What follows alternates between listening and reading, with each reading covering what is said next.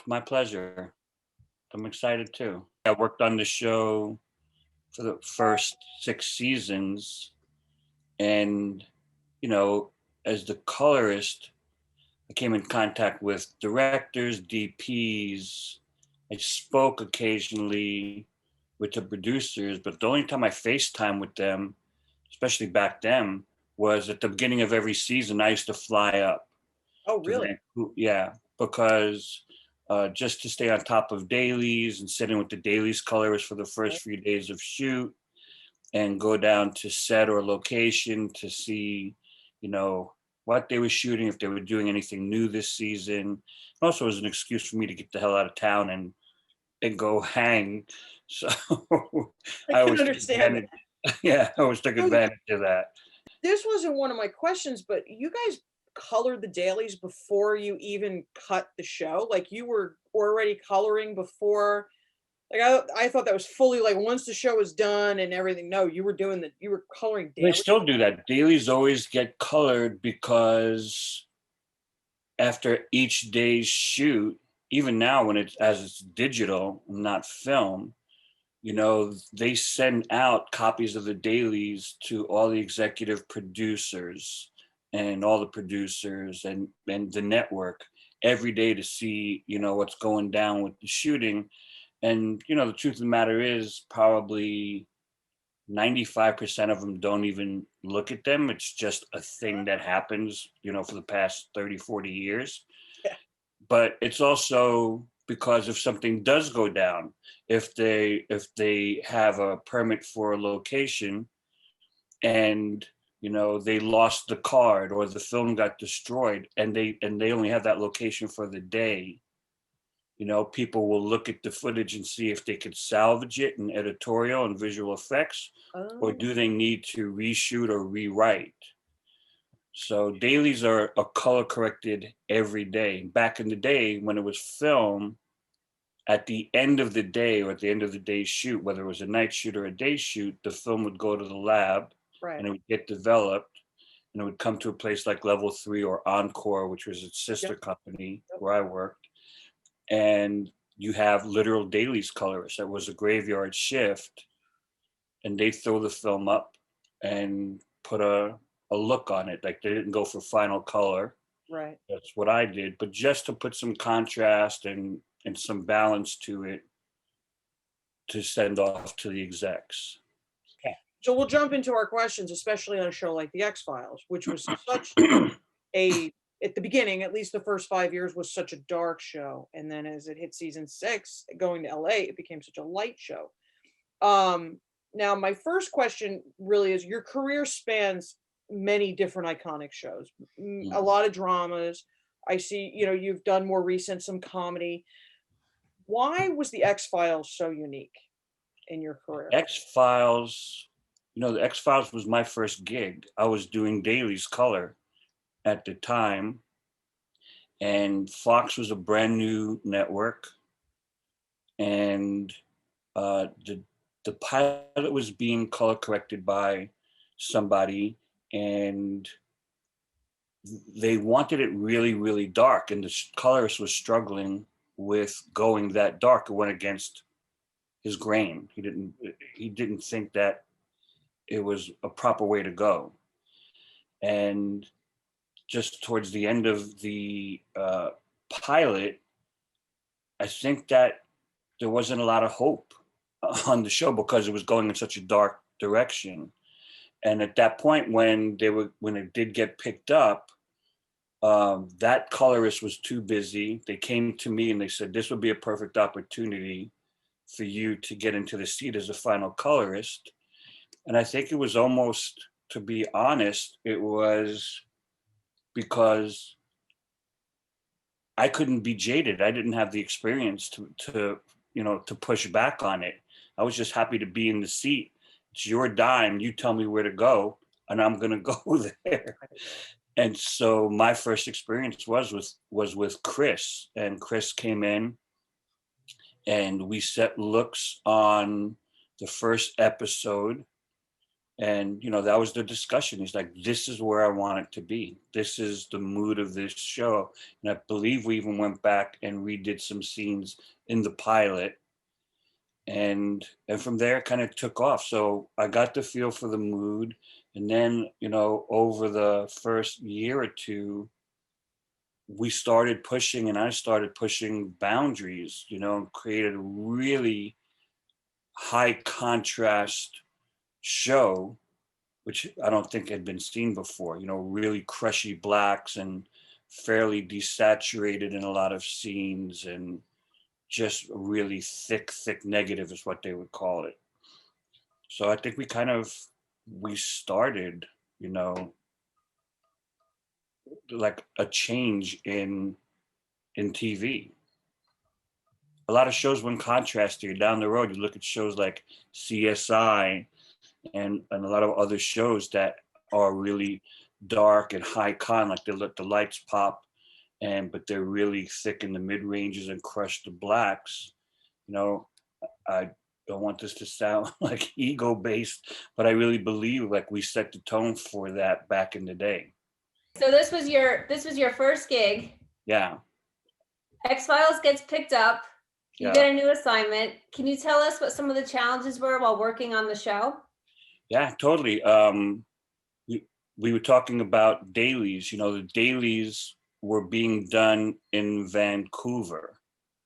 And in the beginning, when we first started color correcting, we were doing color correction was called tape to tape.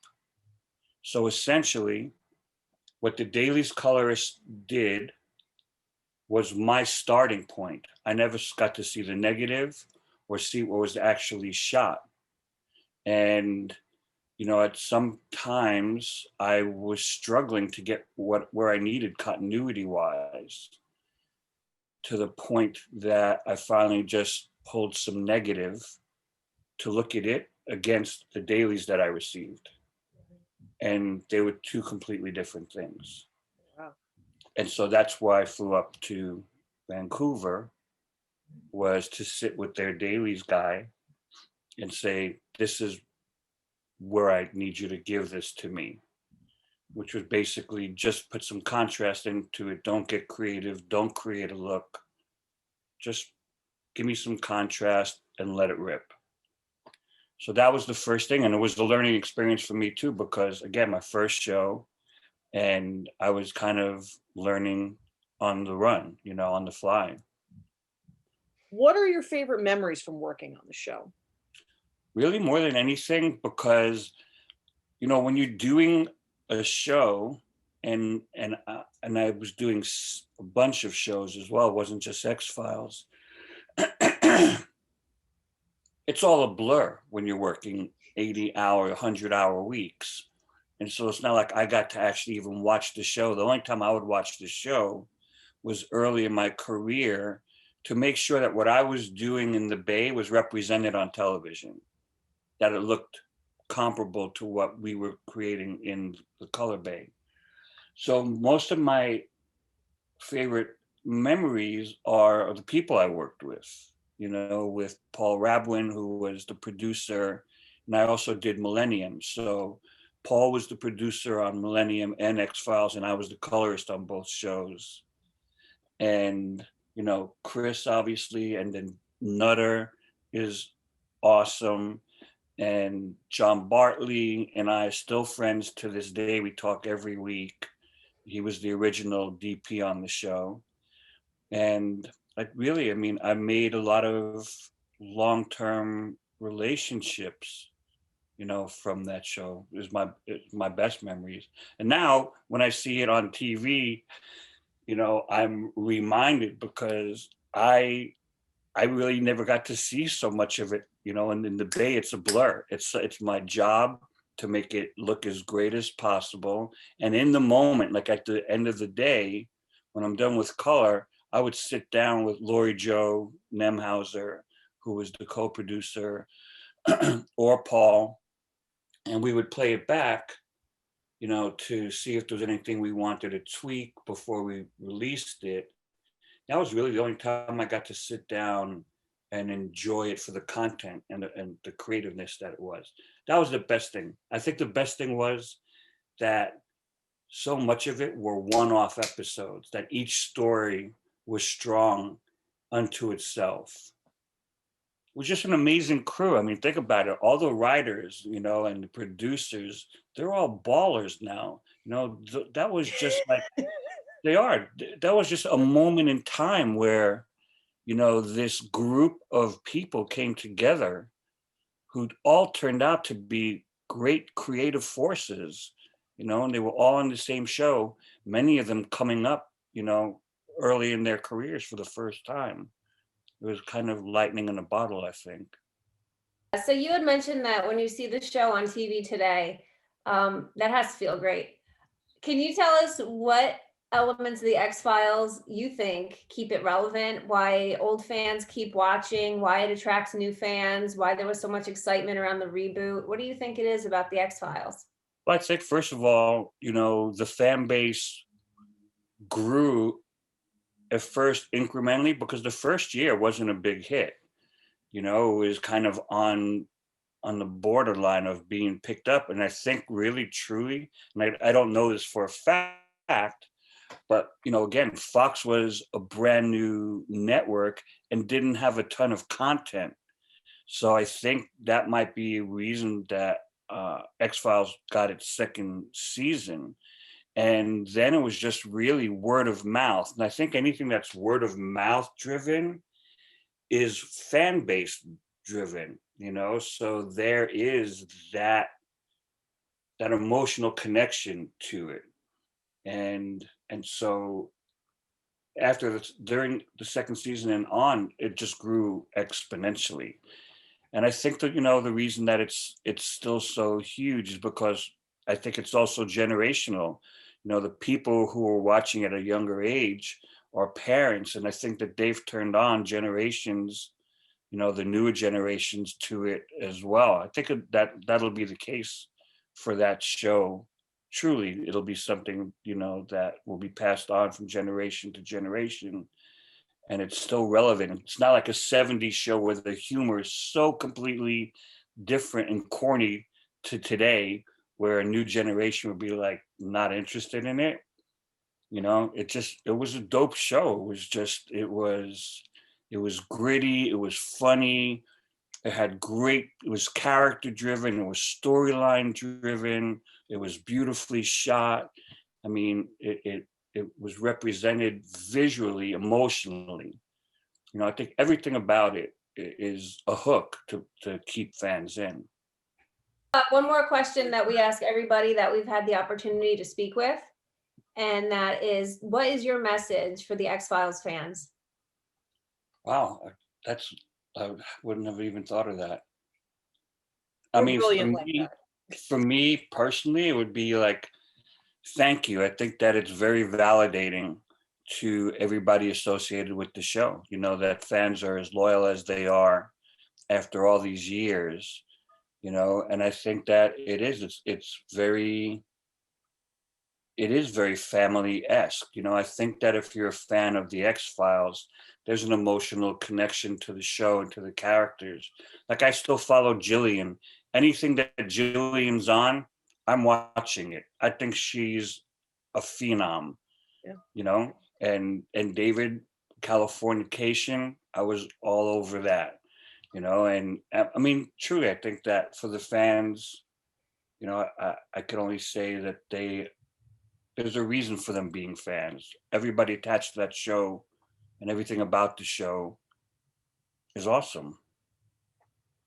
The thing is too, when you talk about taking a chance, Paul Rabwin, when it came to this show, we literally had to have a discussion because I was such a new colorist, where my boss, the owner of Encore at that time, said, you know, we'll hook you up with Phil, and although your package per episode is this many hours, we're just going to charge you for that many hours. Let Phil take as long as he needs to until he's got his chops, and you don't have to pay anything out of past package. And Paul and I had that discussion, and Paul took a shot on me. You know, Paul literally started my career, you know, by giving me that chance. And in the beginning, I would spend the week on the show because I was so new and nervous. I would color correct the show and kick back and watch it and just tweak, you know, or go back and be like, nah, there's got to be another way to do this scene. And I didn't have the confidence or the experience. And I got my experience on that show. I believe that my success is directly associated with having worked on that show. You know, it's awesome to be around creative people. Every show is only as good as every link in the chain. We all directly affect each other. You know, there's really no star. You could have a Chris Carter who has a vision and has writers, and he writes himself and he directs and he hires directors, but there's 100 links in that chain. And if there's a break in any link, the shit falls apart. You know, it's everybody's important in that chain. And so when you get to, you know, to sit in an edit bay or a color bay or a sound stage, where you get to, you know, deliver it and meet so-and-so who, when you look at him, you'd be like, you have no idea that this guy's like the most balling, you know, executive producer in town. You know, he's just a guy in his sweats behind his desk. Yeah. Who's tired because he's got 4 kids at home and he's working 100 hours a week, you know, and you're working with all these talented people who love what they do.